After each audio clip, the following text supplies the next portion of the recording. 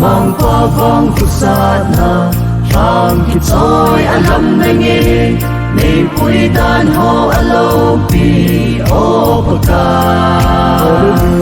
Kum son ni lenga him ni Vang ko min Na min ding katang va ui paka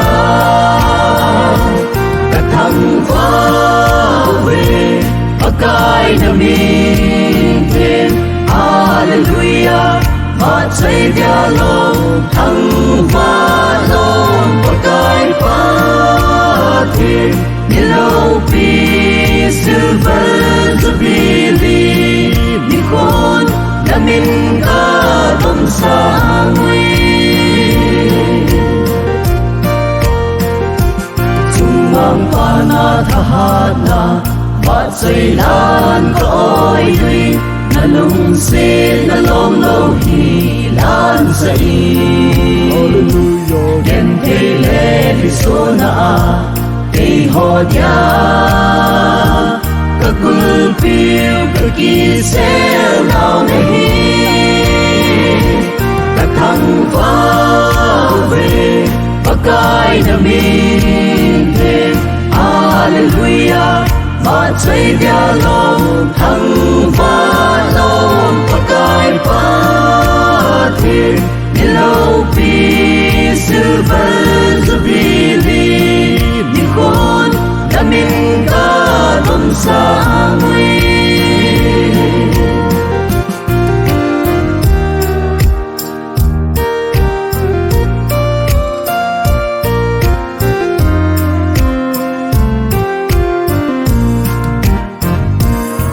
pa thiên na tao ngao hi hình sa ngim na sa te din bang phu zon khan nong gol cheng bang bo i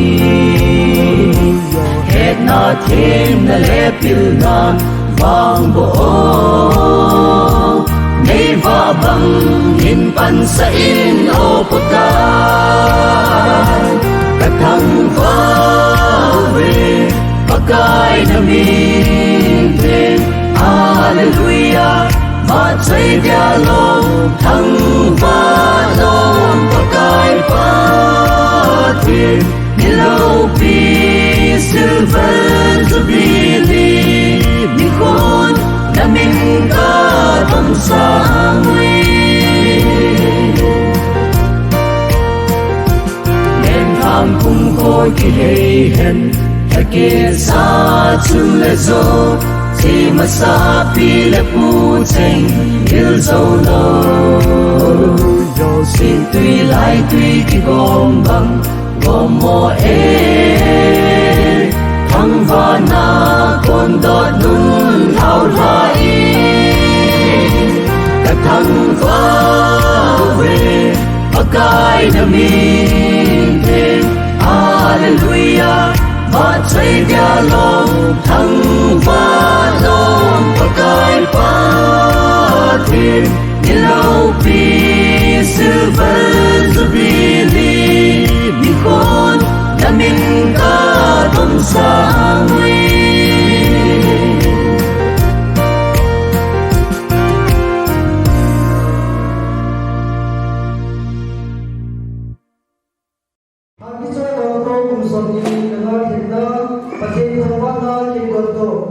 order the program. Compare Miss Hoisi and Mr. Kamsa. Time is 10:40 होगी time तो भी थोड़ा ही थम्पा yung tili sa tuloy tayo isang na ingay tayo ulit that 9 December 2020 opening song which is konne diwai ko lang kay na ko na ang kasuhan sa same program ng lagi melawan la lano awin akang nga kitipai phajo sir padadinga isa pagdiwin yung tayo sulit opening prayer program sa se handona Reverend Henry Sinte DBA yung tayo sulit welcome song biwaya khangi chorong meeting welcome speech Pu Hensei Kipien Jubilee Committee Chairman Dwasong Nipayitin Icha lai sa pidivin nunga song niao chule godhang bang niao inauguration of Monolai.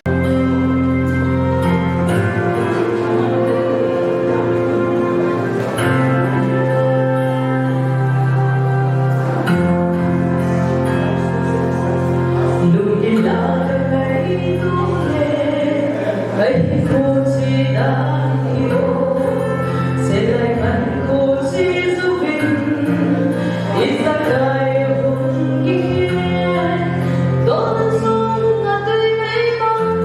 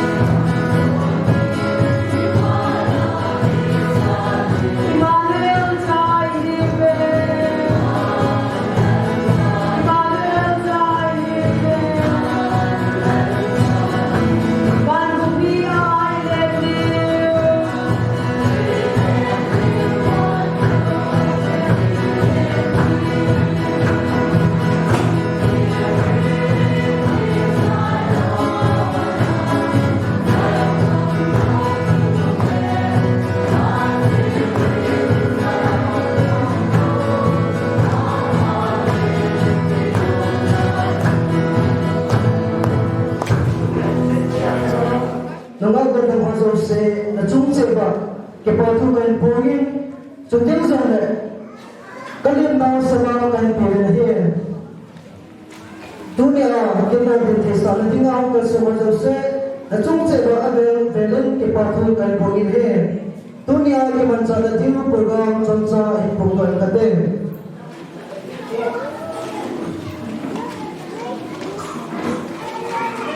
Hati joy bangko kumsomi lagahin na patit thangwana kingondo. Apa jule kumsoma kaya pat kuminsan aniko 9 December 2020. Akan chu temsikan hundele bezomle ani ngai the moitin tuye dunia ke mancha na tiu program te ho taman highlight ko ke kate opening sabhi Mipilin sa kongdiwin ni Jai ng kaidimin kung sumawang BYF ho ahim kung nangawang BYF ho sa tayin jempagam hay lagay bersunahin asuna hundu natin ichilamahi lalang kaidingin hundi to dingin tila kanay ginahin sinabi sulit para sa si Thando na Reverend Egoy Sinte TPAI sinabi sulit din na pumuhintin BYF Hangkisol meeting sejauh ini cuma tersong sejumlah immigration menolak ciri apa aku ini itu bicara mimpi harus sehingga kegat tim nomor cipta media bicara pada hari itu tim le asal Hawaii lewat ciri tunggang cuting le awal di per esol nawa le ekor contoh tungsi wajo Nilkan lebih lain pun sama keseringan kita yang diwin timna kena event here. Sejauh tim sudah jadi seorang mengenai ini painting Reverend Healthcare Executive Secretary TBAI. Sejauh tim sudah award semua yang menurut kita ini. Lapung kan yang ngaji ini, kecil lapung ini, Zubli lapi ini, kecil pahi, somun mulai saduin. Sejauh tim sudah releasing of seminar meeting bicara dalam kaitan Pak Homeland Chief of Hengpung former minister amain seminar bangdona ini videohi sejauh tim sudah dedication of seminar meeting Reverend K. Hang Sing action meeting mai chang bangdona bicara program highlight kan bona hintin jauh ting la apa na hi highlight mo be ta kate tun mi piso se propaisana ibon sa bin bin konsol ke hintin program joy ho se adulang ni beleven na to dum din akang akanga ni tipai mi pin ibon sa bai sa pok hi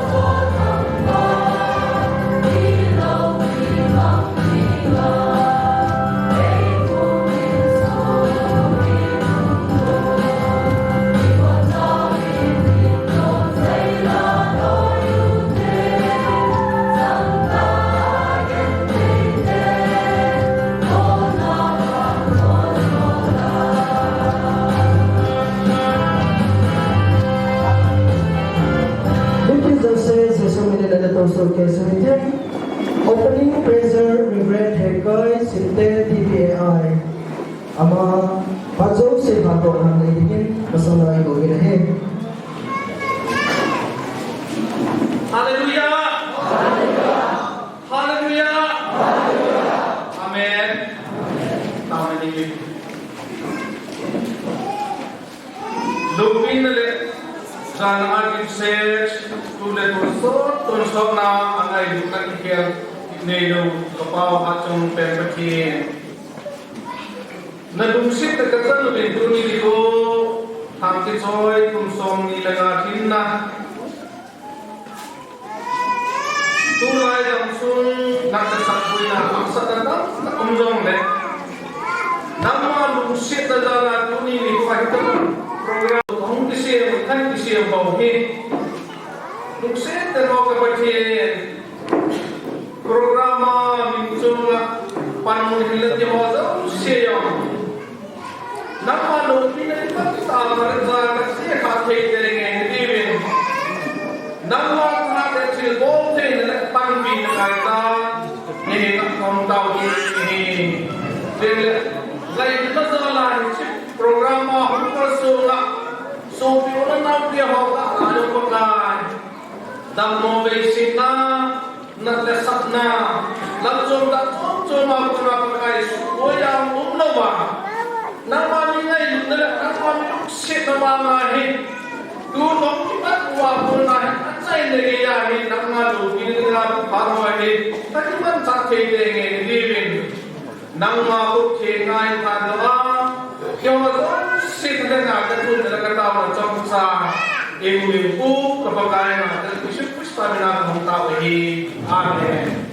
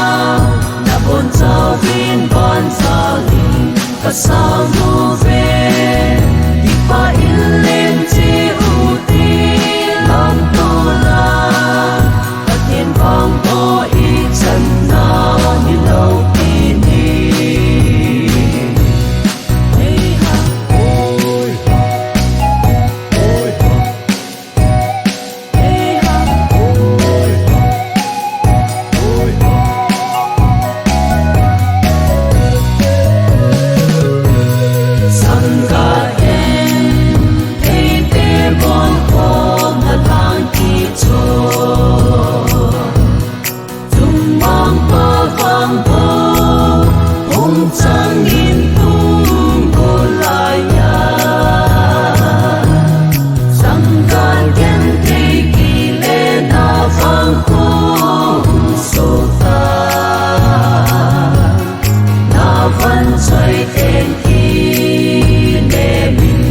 ngã sinh về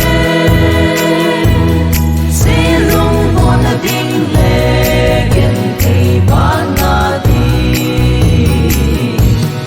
ni lâu bi mang gia hung tân sông u lệ na buồn trao vin van xa lì cả sang u về pa in lên chi u ti làm tu la ta thiên vang bo y chân na ni lâu đi đi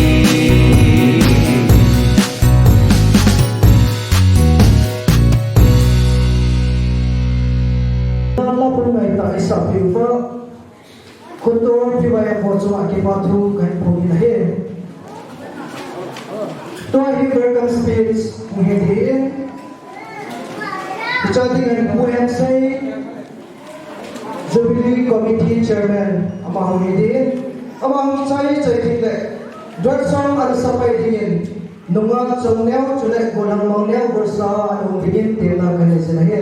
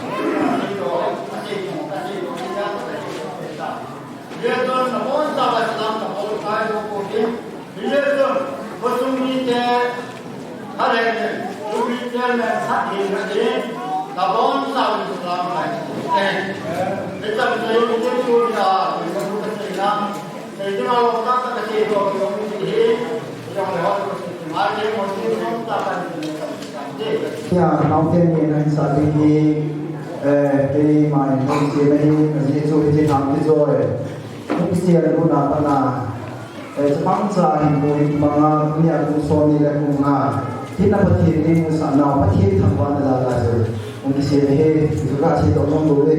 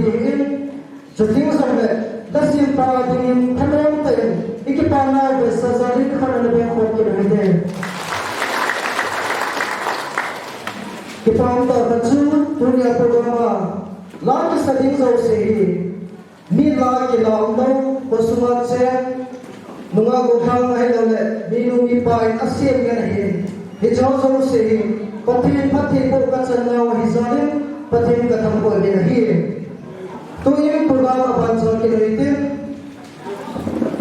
tu ahi integration of monolai bumi dihin sejauh tinggal ijai Palang aku program thumi uci kopdihin dedication of monolai bumi juting zongle dabung iti orang thumi palang aku uci kopdi isijun ijai integration of monolai dalam kaitan ini Puhapule Kipken Chief of Food and Commerce Minister dedication of monolai Reverend Al Kipken Executive Secretary TPAI Labung Ichini pinisa kong kiduhin kunay mipi hole bimaya kolam kaina kuna la isa kong duhin ichotun sesehin palanga uti hisi ichun minister sesehin ichilang konyang lagakin changa kunen polo hindim chiyaw tila amo kasatiyo hin mipi sesehin social distance isu idu hisi ichun lain kat nahi anong mga pangako ikisodo ba asar hanong isu iba lagaku idin na di ho nang imasaw se asar hati ko bidure di panasu gadi pundo no munintin juting lega kersa he to hi minister of sila pa ng chi palugintin Nupi ho hu to do tam cha yong le jam ta lam kai ho ga nga ho ten nupi ki kim dem teng le e chi kwa de chi da de win jom compete ni thalenga kan e sa he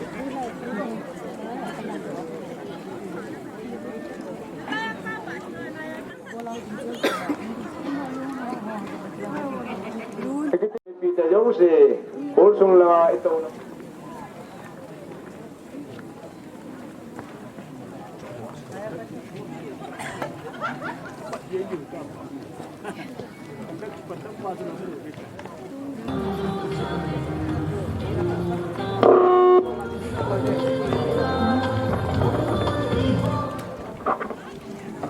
Former Minister Tadama Sumundo na leading part ipitawin na here. Part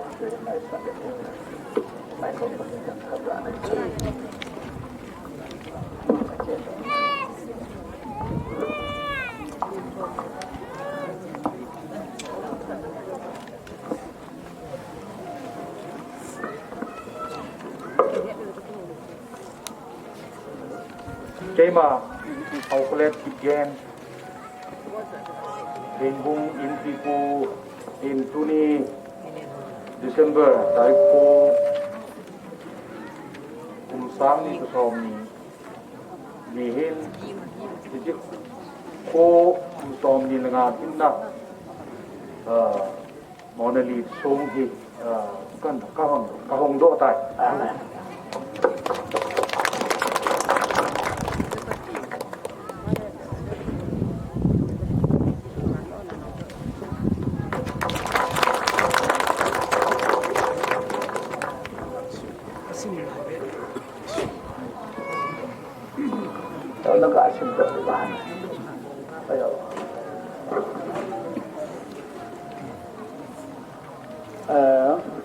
for expedition Kilo Inmersi. 5 years civil jubilee, Pampi Choi village. Ako PM lai jun kukat na punin kukat na. Kanawa alevin. Mite kutuna. Na chanun. Opakai nang bulehi. Gente hesu pet na. Na panpiu. Pakai nehi. Insa pakai. Pumapa pakai. Hinan. Tunele. Waibol te hinga. Katundo saw. Mite sumanghi untia. Udo aji o pakai nang bulehi. Pakai na tahat. Baacay lan sa binting, ganung set talo baacay la kasa jing ding ehe. Ajet jo nang mahi, kaget te hesu ikun, kapulpi le katisel na pakai lehe. Inaugurated by Buhag Balat Itgan, Chief of Hengbung Village, former Minister Governor of Manipur. Dedicated by Reverend Lord Kulan Kibyan Executive Secretary TBI on 19 December 2020. Ichi Mon Song Puti Pamiti La Bom Pi Tan Ho Hol Tang Tan Ho Muban Lai Lo Ho Sai Ti Kam Ho Hita Chu Hedging the Divide to He Abadin Song Kang Do Tin Min Kan the Dinga Song and the Dong to Amid He Abadin Lom Song Pu Kiti on the Join Yagan Zanga Kachi the Hill Abulai Taman Song Kan the Gittin It is Lom Song Pu Kiti It is Song to the Tun Kutang Gigi to Kavan the Hill there To him Zang Lum Song Hijongle Then Lang Kumko again Nung Tingle Sangul Mahin Day at Evening Itu Al-Wolfa Abolu Hapati Dong Tingle Abolu Baga Ajel Yuba Alafu Song Kan the Hill It is Tulayin Optics Kamchuna Song you put on in ancestral land it is on the boy Mama with the heat. So they hold on to the him Silver Jubilee, Golden Jubilee, Diamond Jubilee, Centenary in the Zadi to the heat. And I'm strong to I know the Bible I moved to Jojvin, Jacobin, Agaidutta, Ratselhan, and the same to the moving. It's you, Lukel Banda, the Shes Banda. They don't ban anything up. Other to the hill, to the Sunday and so too, they are loading so food leave the hill. And the Tunia, it is so here. Hanky Soipa, so the committed, I to do he, if you have to come here, it is that you must have it, and to the Sun, Bam, they challenge to the hill. Is it soon? Israel, the mutant, Karan and Godo, Ijima Koda, I put over. We can learn son. Let Jordan Louis P. him Pui Gabkaya, Galapodon say him Jopa, Hinjosa, Garangam him Pui Dudwa, one patin to assume below the dew. Today, a jinjing the dew gets Sana, Jordan Gala, the Pua Hiti move day. It just same to patin the whole of the dew. I'm Pujuba, Takai patin Jembo, upon dew to let a tupi anything the dew gets Sana, at a Pua He. Kunungaya, a Kanta Window. Hitchi. I have Jingova, Pakai Patin, Jimbo, oh, deal to the Atupi editing the deal. I am JP Jing the deal. Tuple, get Sana, swim to the poor hate to Bible and move the head. Jason Tulinjum, Ankitai Som, Yilanga, him, Puipa Patin, Tambana. So they are home keeping Kamayam, Patin Bakuida, Patin the Riva, Swim Dunia, Puin people, they hand out PV, Patin Patin, Buintin, don't think that. Two days after, Hanky La Home Jump, Patin Bakuin and had not taking the deal, Hita and Katin, Turin Pakai, I had nobody, Masangchun. Second, first Samuel Bunsagi, Cham Somani, Jojobin Samuelin, Swam Kadala, Miss Pal, Senka Tugin, Turin Hitam Kaya Hipakai, Elpan Piwahi, Tin Abinchu, Ebenezer Satai, Sakasim Dengi, Joshua. Bungi Chang Som Nilakat. Joshua Israel Sate Jan Sejin. Hiti Nati, Kunung Tem, Natute, Natsatevin. Apute Vadova. It is Swam EPPT Naham Ativa Hile. Namam, Natute, Natsatev Chut. Patatsan Hilva. It is Jordan Maduhi. Israel Ten Togo, Napalgal Kaju, he, the TP, he. Continue to gain Simba now. It's unchair the agenda, Hankisoy, committee adding Patego Kita hand, Pataining a hand on the duty. Agam Patain, Isaac Patain, Jacob Patain, Akamaki Kelti, they know Patain.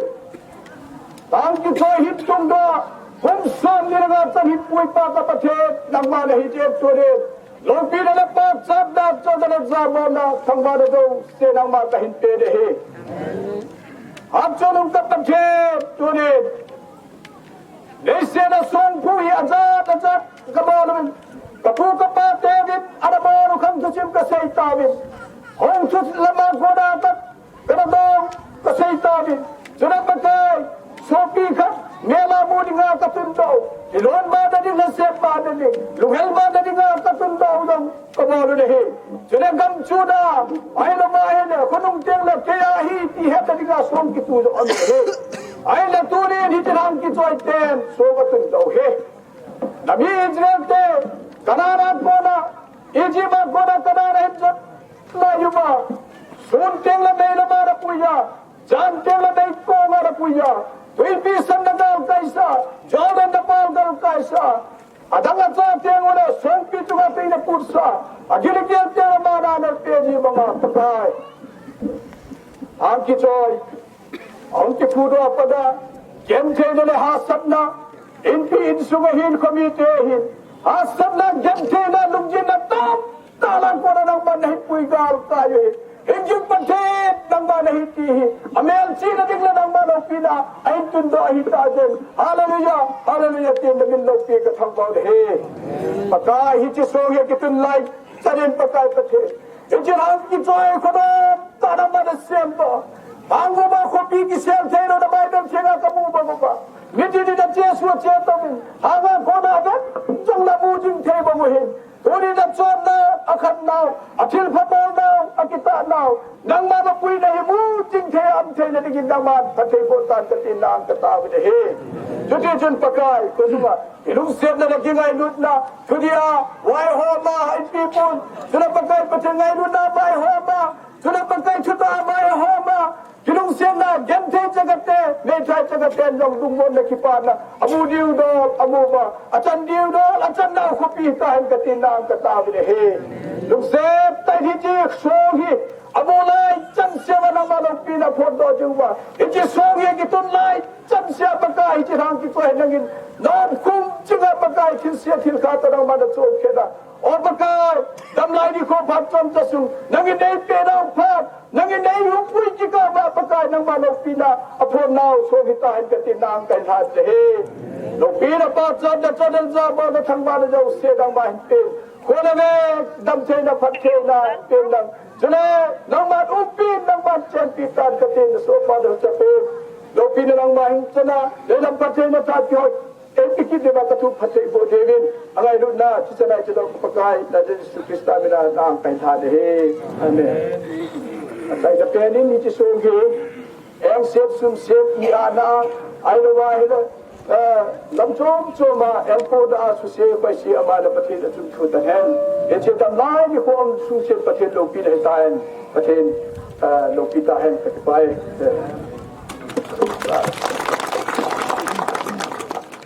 Chunga ki pathu sevin chuting le khandona ine pioda Reverend Kipken Executive Secretary TBAI machunga jong ki pathu ipung vin hi to hila bang hi de hen nipi hazau sen anasa khom hotin anulam chu velo hen chungmang pa wang husa na kiti mu do hen chi chu anasa khom hotin ichi jubli lapi hen ain sema composition bola Kutol House of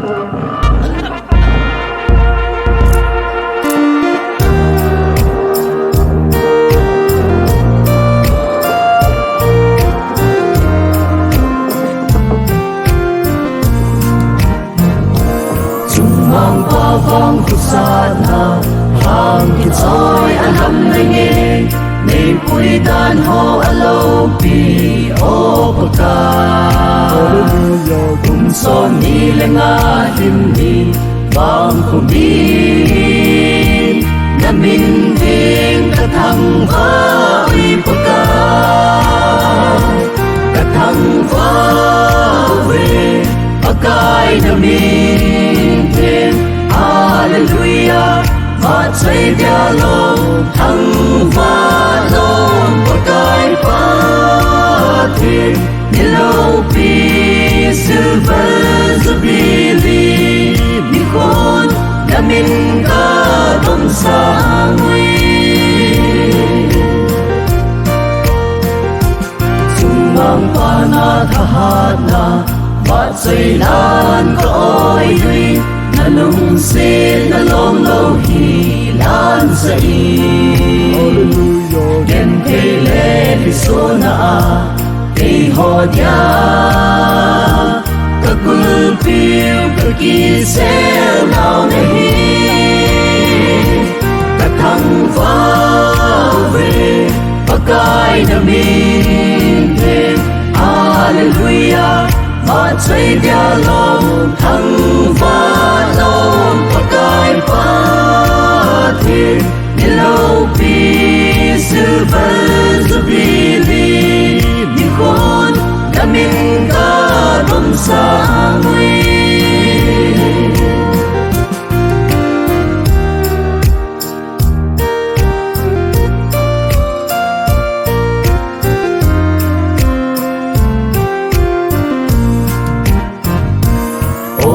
thiên đã tao nào hi hình sa nghiêm đã sa tê din vang phun son khăn nông gôn chênh vang bội hết na thiên đã lê pil na vang bộ nay va bằng hin pan sa in o potai các thằng va về pakai na min te hallelujah ma chạy dia long thằng va long pakai pa thiên ni lâu pi silver zubili ni khôn na min ca tâm sang nguy nên tham cùng khôi kỳ hay hẹn ta kia xa chung lệ dô chỉ mà xa pi lệ pu chênh yêu dâu nô xin tuy lại tuy kỳ gom bằng gom mô ê thăng và na con đọt nun thao lại các thăng va về pakai na min te hallelujah ma chạy dia long thăng va long pakai pa thiên ni lâu pi silver zubili mi khôn na min ca tâm sa nguy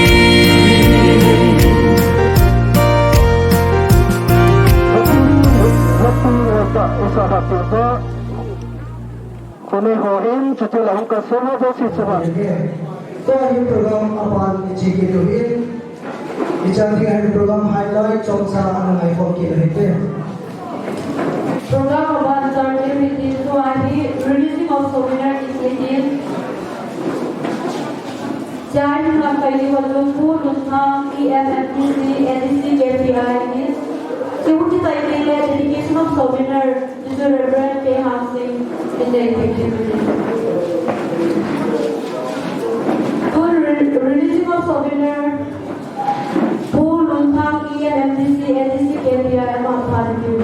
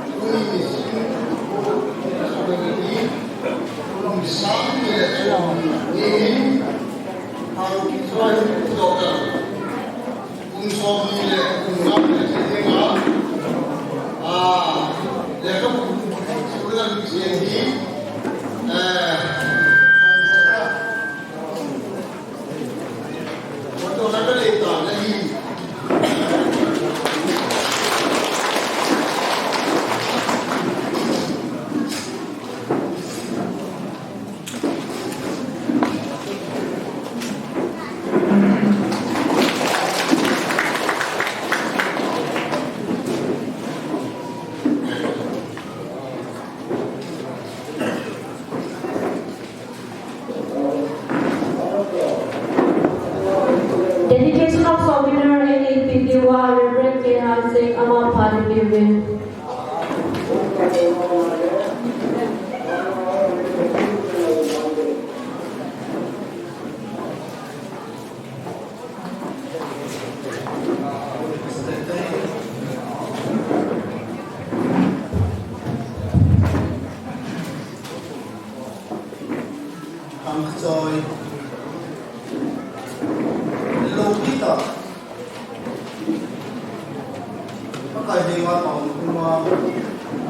Abraham pakai, Isaac pakai, Jacob pakai,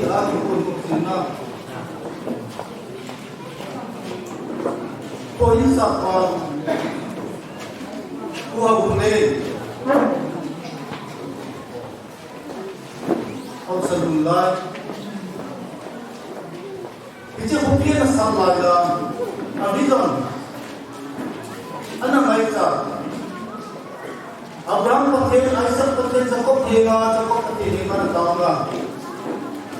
Kuni ni kau som ni nama dinna. Jubli, pakai thamwana, ikong chani pangkadim ido katawe patin pangwana ije sobina asuma som nila masuma kiwai hona na to na tilbon ho na to na ho lo se hu som du dunia au sapun apun do ahon do richik sobina ni asim ho do sa dima ham ki choi pathen na pan pi na ham ki choi ko pi pathen bai hom na pathen lo pi ki pon do na he do na le mu do na pathen phang ba na din tu ni pathen na chai nai ke ma reverend Richard Kamin kai turan ham si Pakhe Pakhe Sule Thakau Pakhe Pakhe Mina Him Him Pakhe Mina Tham Ki Chai Hopi Do Pa Tur Sana Kum Som Mila Makila Him Pa Tuna Pakhe Thakwa Na Ekeva Thakun Ben Pakhe Mina Kathe Suwai Tali Pakhe Pakhe Buta Hai Tham Kam Chane Ke Pakhe Thao Tí Soi Thao Sa Phu Phát Thê Na Bô Na Đăng Na Pia Phát Thê Na Bô Na Sa La Cô Pi Hoai Tan Sinh Da Hùng Som Nila Nga Suma Phát Thê Na Bô Na Ho Ahin Phim Sima Nula Pa Ulana Tam Pi Egan Na Rajya Talang Leo Ahin Chani Punya Nangna Kama Chai Pam Hiwa Nangna Kathang Pa Pam Hiwa Nama Ko Nahi Chai Thamban sampai, bacar sampai, lopi acung tenang makan tele. Apa penting kepaki? Bisa sebenarnya hi, nahar sepuluh namda, nahar sepakai main, namda minakan tenso. Bisa sebenarnya pati bolang, dalam tinggi pun tu naik tahan ketia. Hendak tu. Na jana kita samin cinta pada nak pemahaman kami. Amin. National Seminar Reverend K. Housing Amat Sumazong Kipatu Ipomomin He Tuahi Action Song Hidiin Icha Performing Body Women Society Hangijoy Hidiin Icha Mo Hungam Nadiri Kima Lisolin Kima Chikati Dihi Chilai Hungam Dirin Ichilahi Aitya Hechin Saw Hizone Ipisa Hangijoy Teri Kim Kanesi Une Ichilahi Pidal Lam Kanesi Suhan Tipai Ichi Hirchena Pahi Apa Ekamin Ichi Tam Chaka Hirchena Pikitibin Timna Kanesi He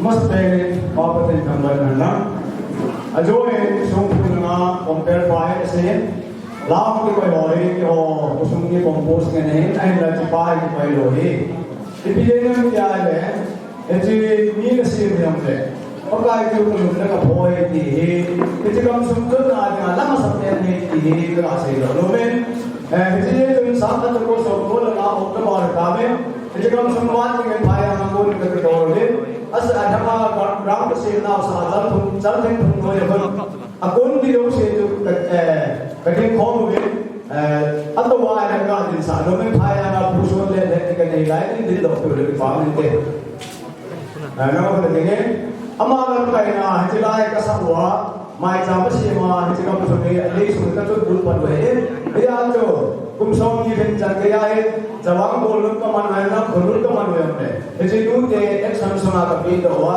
लपी तबंगा के मंगे रहे कोई तब हम खाने मीर सिमसा सिमरन जुबीन की मंगती है थिम लो पत्तियों की फिर चिन्हने पत्तगा ने इसे जो हिचलाए लुक्से रुमता है ये मसाया हम खाने नहीं दा सनुराय रहता है या जो दुनिया है नूने कौन थोड़ा नाम खिड़की वाली लाए अलाप केवल alam tuan bok tu hiti taka hin tin na hin tin se kan le pakai kan ngai le bote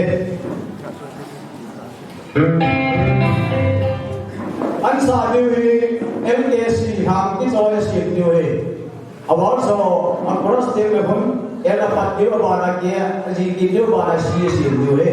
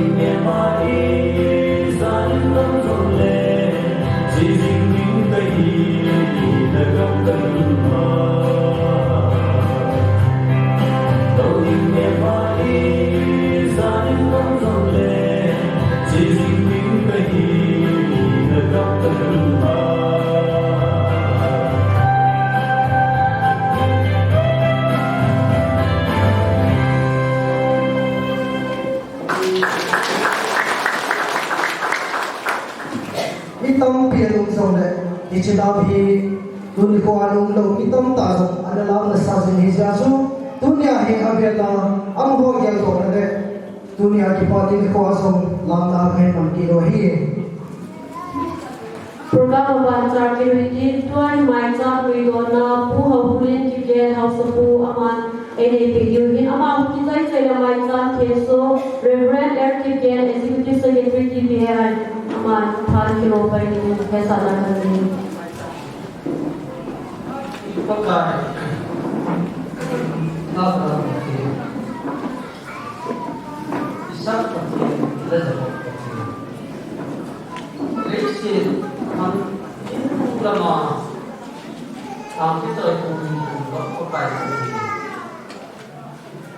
व्यक्ति के ना इन होंगे क्या मी उनको बहुता चिकुआ तले पेल लाएगा इन साथ में हम लोग तुम लोग कने के माइक तुम लाएगा बुkan aku nak kecewa karena biru saya ini terpakai tadi.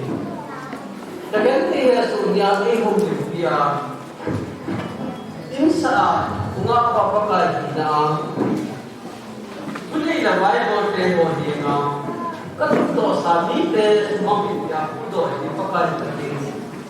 Bui saya bersih. Macam pula ini semua pakai tadi.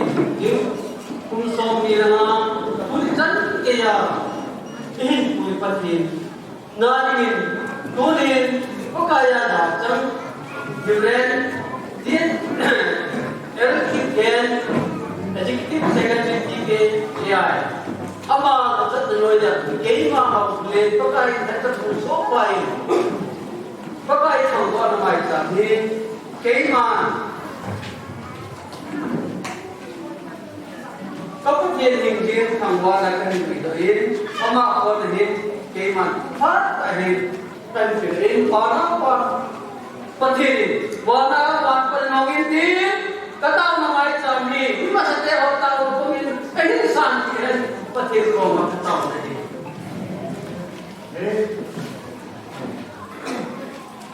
Dunia buhang pulimin, kung song nilagahin pulipa, Hambana sudah ukiti wa kita punya cerita karena malai tasara cek dan kisah macam asim jiwa aisi bodoh sih pada jiwa memang terus kelam mengenai terasa ini Israel jate kamsun thok hela dunia manteng sukko anamus pangwa Dunia hati coitas mengijin Tasang nakakaitin prospek tuha Puntina asak pongel niyo Macam hitahin Indrelten Pagkatang kisuteka juri Amat kipagwin dunin Ang kisoy kumijin Jongse pagkain sana asok Takinaw macam hitahin Israelten sotanda kona changhatta amuna dunia bandangma dunia ami joiten jon seswa kona changhatta anega macha bidahen Israelten dunia bandangma damdeko thilo jotosa hodong senung kita ahilongin doni ami joy komite hukumite rigin jon seja Ina satu, wan kubino, Jesu nama cangkit hingga ipana jubli tahan. Ijazten hingga pom, toki jamna. Kilum hangna anai di pangwen pakai Yesus Kristus jala, pakai toki jamna. Ahi jadi baca tahan. Ijazten jubli abang kilo mana yang mau nak payahna. Ahi pengituri. Hukumi-te, kusumi-te adilin, yon-ton, kingai mo-tele, isang-daan, tubi-itahin. Israel-te, pagkengin-tele, tubi-itahin nga, kibero na, pagkengin-tabele, ada yung-toy na, pagkakasin nga, kibero na. Pumiturin yung kumite, ada kibero na, tubi-itahin. Pagkengin nga, pagsusipin. Lopin-sumdum kimadol kapatid, hingkit patid, ikenol kapatid. Dunia, ang kicoy akang himpuy na dunia, kung saan nila natin himpuy na, nang lalong kinala, patsa na sa mo na tama na kakiking lukuhin. Pagkay, at sa kung ko na patanita na hawala, hanggang na siya, ang kining patanito ako na pagkay, na mapapinili, ay kinili nga, na itipon, saway mo, Dapat kita macam kita kain siapa macam macam si sopa terus sebut kerana maka malah kita sering mikir kita lecah sebut temune ganti segala macam siapa dapat macam nanti orang mungkin mengenal masa kita ketika kailan ini. Walau